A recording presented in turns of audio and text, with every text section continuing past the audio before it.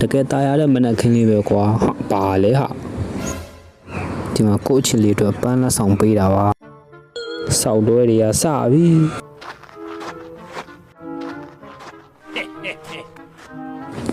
ဒီမှာလဲစောက်တွဲပဲဟာလူမြင်မှုမှာရှက်စရာကြီးကွာစောက်အဖေတွေဘေးဖဲမမကမောင်ခေါ်ရင်လိုက်မလားရှုံးစရာကြီးပါကွာမင်းမိတ်ဆက်ကဟေးဆိုရှိလား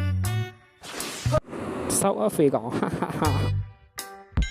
ဟဲ့အောင်မရတာမဟုတ်ဘူးကွာမလို့ကျင်လို့ကွာရှုံးစရာကြီးတွေ